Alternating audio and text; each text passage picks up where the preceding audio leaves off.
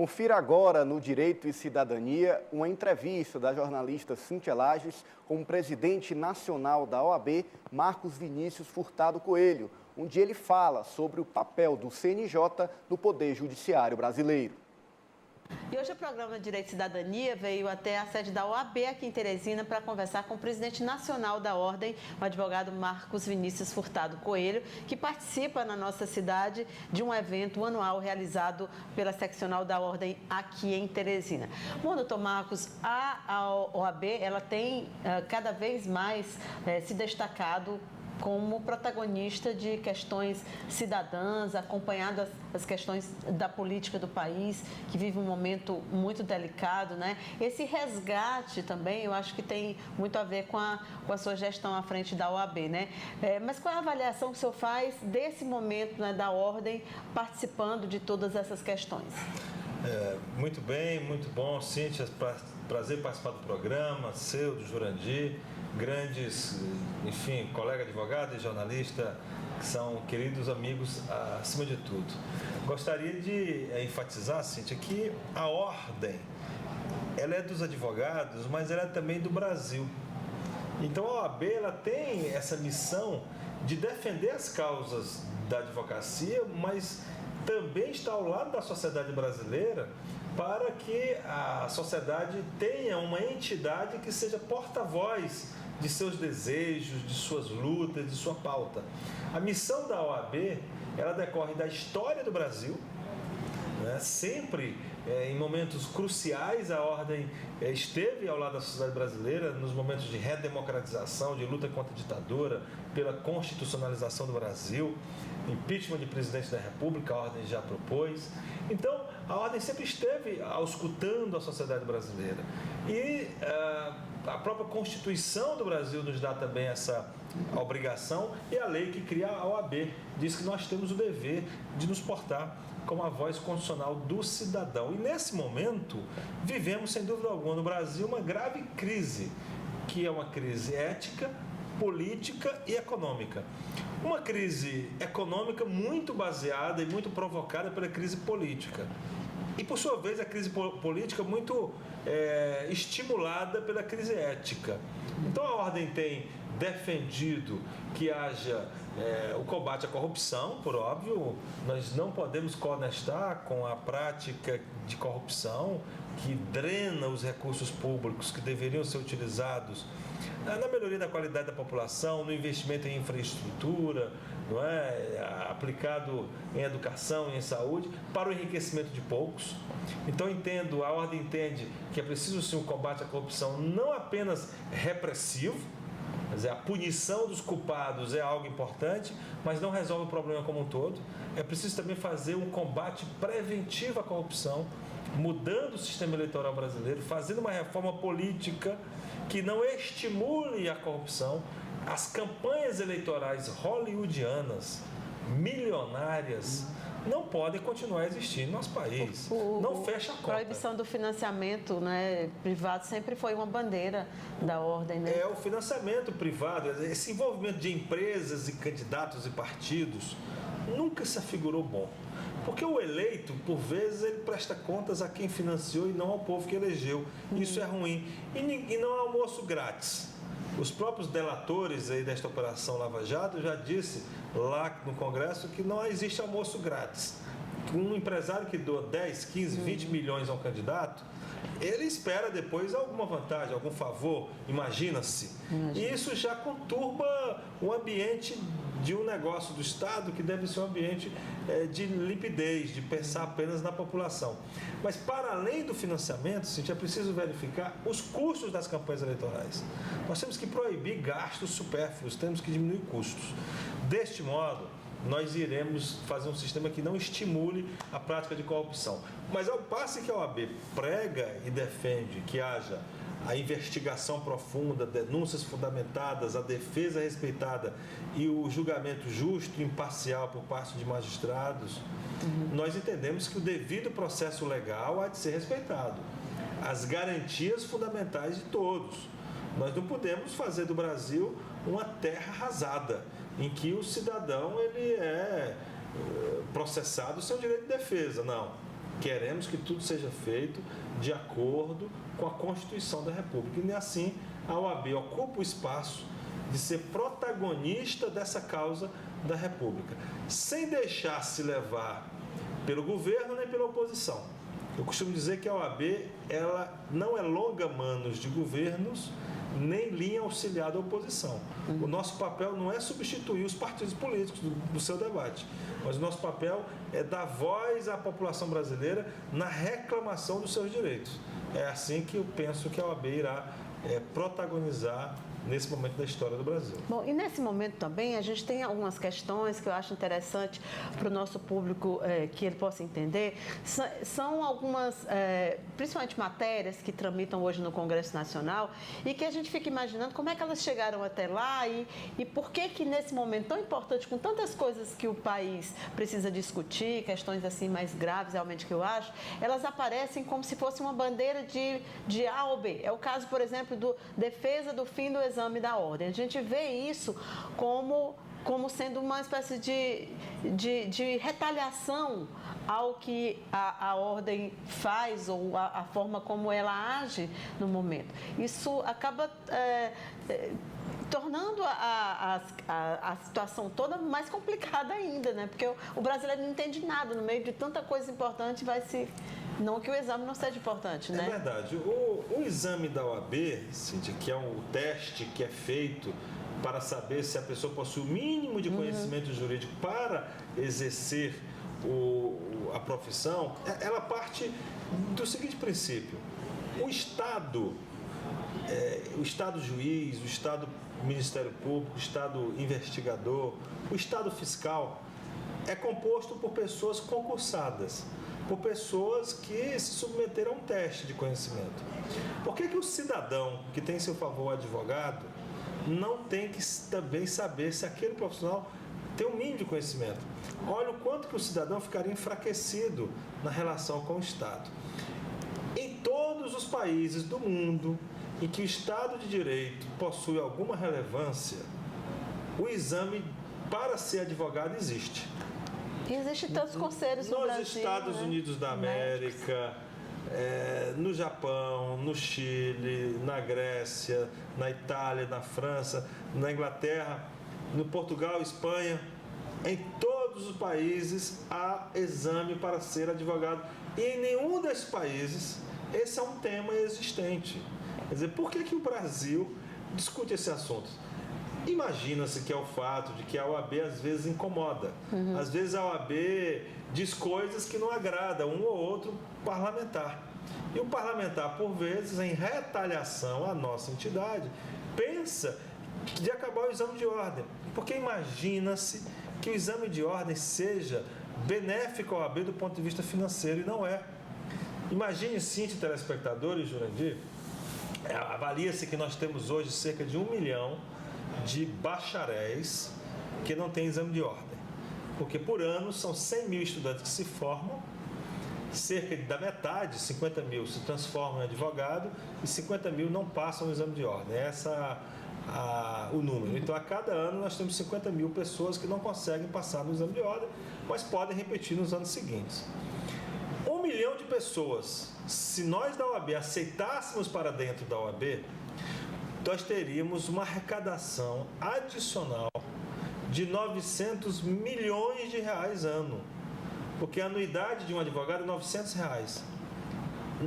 Por 1 milhão de pessoas, então a OAB abre mão de 900 milhões de reais de arrecadação para defender o exame de ordem. Seria um paradoxo, né? Quer dizer, os deputados pensam que ao fazer isso, não os deputados, mas um ou dois deputados, estaria retalhando a ordem do ponto de vista financeiro, mas não é. Nós defendemos o exame de ordem, não é do ponto de vista financeiro, porque o exame de ordem não nos dá qualquer ganho financeiro, porque a taxazinha do exame de ordem fica com a empresa que vai realizar o exame de ordem para a estrutura, para a própria realização do exame. Quer dizer, o que nos move é o desejo de que a classe dos advogados seja nivelada por cima e não por baixo. Alguém poderia dizer, os melhores vão se sobressair. Pois bem, quem vai reparar o prejuízo causado a um determinado cidadão que estava preso e teve um habeas corpus mal usado, que teve uma guarda do filho não concedida porque o recurso foi mal feito? Quem vai reparar esse prejuízo? Então, é um prejuízo irreparável. Fizemos uma pesquisa Datafolha, Cíntia, agora, em julho desse ano, que foi divulgada, e a pesquisa diz que quase 80% da população brasileira não só é a favor do exame de ordem, como é a favor que haja exames semelhantes para a medicina e para a engenharia.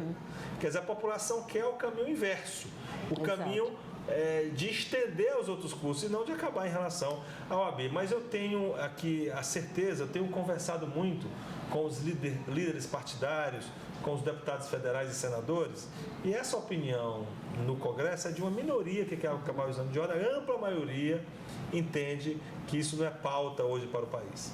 Porque não é nenhuma questão que o Brasil está discutindo, né? É isso que eu digo, é uma questão muito pessoal. Por falar em questões que o Brasil está discutindo, né, o impeachment vem aparecendo com uma frequência cada vez maior, as pesquisas também mostram isso, enquanto aparecia pouco nas manifestações, agora tem aparecido muito. E a gente também tem um país dividido aí, eu digo dividido aí já também mais na questão jurídica. Qual é o posicionamento da ordem em relação a isso? Recentemente, fizemos duras críticas ao governo federal. Quando o governo tentou parcelar o pagamento do 13º dos aposentados, a OAB cobrou e, felizmente, o governo voltou atrás. Agora, exigimos da Presidente da República um pedido de desculpas à nação. No mínimo, ela devia pedir desculpas à nação por ter apresentado um plano econômico na campanha eleitoral que não está se verificando hoje. Quer dizer, ela deveria ter esse gesto de sinceridade com a nação brasileira. Entendemos que ela deveria dialogar mais com a sociedade civil brasileira. Dialogar não significa fazer uma reunião para tirar fotografias e fazer de conta que temos diálogo. Dialogar significa ouvir o que a sociedade está desejando, ouvir as ideias e realmente refletir a partir dessas ideias, implementá-las ou não, mas dentro de uma... Tem uma proximidade maior, né? O ministro Augusto Nardes disse isso, que a presidente só demorou a perceber a crise porque ela não tem um contato direto com a população. Disse exatamente isso. Então, temos críticas evidentes ao governo federal. A OAB, como disse, não é oposição nem governo, mas para que possamos pedir o impeachment, que é uma peça jurídica, né, é necessária a demonstração da prática de crime pela Presidente da República. Governo ruim e governo impopular, ou seja, governo sem apoio do povo, governo que o povo não está gostando, nunca foi caso no Brasil de cassação de mandato. É caso de derrota nas eleições. Quer dizer, o remédio para governo ruim é o voto nas próximas eleições. Isso é claro na política e na democracia. Cassação de mandato pressupõe corrupção praticada pelo eleito. Então é preciso quem defende o impeachment que diga qual o crime provado da Presidente da República. Se até o presente momento a OAB entende que não veio à tona este crime. Essa matéria eu discuti no plenário dos Conselheiros Federais. E o plenário foi unânime ao concluir que até que sobrevenha a prova ou a evidência de um crime praticado pela Presidente, a ordem não irá propor impeachment. Mas se esse quadro mudar, se vier prova evidente, a OAB não se furtará à história e nem iremos, obviamente, dar as costas aos fatos e à nação. Mas estamos aguardando, portanto, que venha essa comprovação de crime da Presidente. Para a gente finalizar, eu lembrei agora aqui de uma das respostas do procurador Rodrigo Janot ontem, quando foi questionado sobre a atuação do Ministério Público Federal. Ele comparou uma charge que apareceu no Financial Times. Ele disse que compararam a corrupção do Brasil e do México. No Brasil era um barco e nesse barco tinha pessoas armadas, piratas, uma série de bandidos. E no barco do Brasil era assim, como cada país combate a corrupção, tinha a justiça.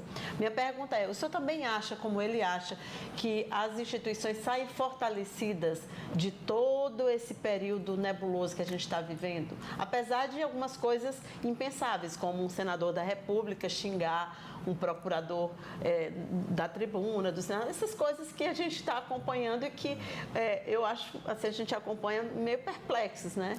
Sem dúvida alguma, as instituições devem funcionar e devem continuar a funcionar. A própria recondução do Procurador-Geral da República, Rodrigo Janot, teve o apoio da OAB, fizemos carta e manifestação pública de apoio à recondução do Procurador-Geral da República, Janot, por entender que as instituições devem funcionar.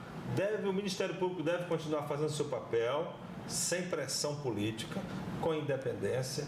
Os juízes, por igual, devem ficar livres para julgar conforme as suas consciências, com imparcialidade, condenando os culpados, absolvendo os inocentes. Ou seja, os advogados dos processos devem ser respeitados também em suas prerrogativas, no exercício de sua profissão, e assim se dá o Estado Democrático de Direito. E como você bem falou, as instituições saem fortalecidas. Isso é que é importante. O Brasil, ele deve dar lições ao mundo de que nós resolvemos aqui as questões dentro do respeito à Constituição da República e à ordem jurídica. Vivemos um Estado de Direito. O que é que significa Estado de Direito? Significa duas coisas. Primeiro, de que a sociedade aprova as leis que ela, a sociedade, vai cumprir. E segundo, de que as leis são para todos. Houve-se um tempo no Brasil que se dizia que direito penal era para pobre e direito civil era para rico. Ou seja, a penitenciária era só para pobre. Estamos mudando isso no Brasil. Estamos vendo que o direito penal está indo também para rico e o direito civil, que é o acesso à justiça, que está cada vez mais acessível aos pobres também. Temos a justiça especial, a justiça gratuita também, a própria Defensoria Pública, a advocacia pro bono. Então percebe-se que o Brasil tem avançado, mas sempre faço o alerta. Os juízes não devem buscar popularidade, mas credibilidade. Esse é um ponto que eu gostaria de mas é importante a gente É importante que os juízes isso, busquem credibilidade. É diferente de popularidade. Não pode haver julgamento para ganhar mídia. Não pode haver julgamento porque... O holofote é uma armadilha, viu? O holofote é uma armadilha.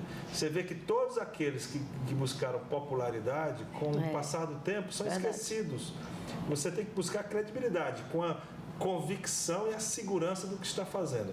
Mas, no geral, podemos dizer que as instituições do Brasil estão fortalecidas e de que a lei tem que ser para todos. Tá certo. Nós conversamos aqui. Muito obrigada pela entrevista. Eu que agradeço. Espero estar representando adequadamente o Estado do Piauí, os advogados do meu Estado, no cenário nacional, levando esta voz do advogado do Piauí, da sociedade piauiense, Cíntia, a uma entidade em que em todo o Brasil hoje nós representamos 950 mil inscritos.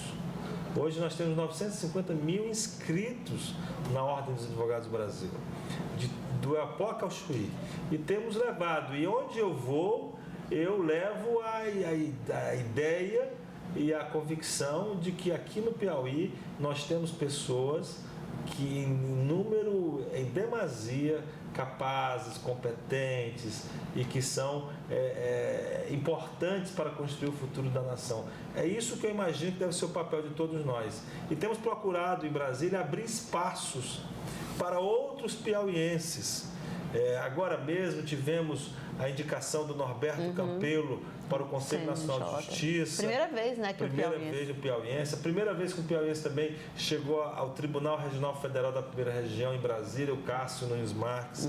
Já o segundo piauiense, agora o Carlos Brandão. Quer dizer, temos aberto espaços, buscado contribuir, ainda que minimamente, mas com a força de nossas possibilidades, para que o Piauí ganhe espaço no mundo jurídico nacional, porque assim eu creio que estaremos contribuindo para o engrandecimento do Estado. Tá certo. Muito obrigada, presidente. Nós vamos para o intervalo comercial. Voltamos daqui a pouquinho com Direito e Cidadania. Até já.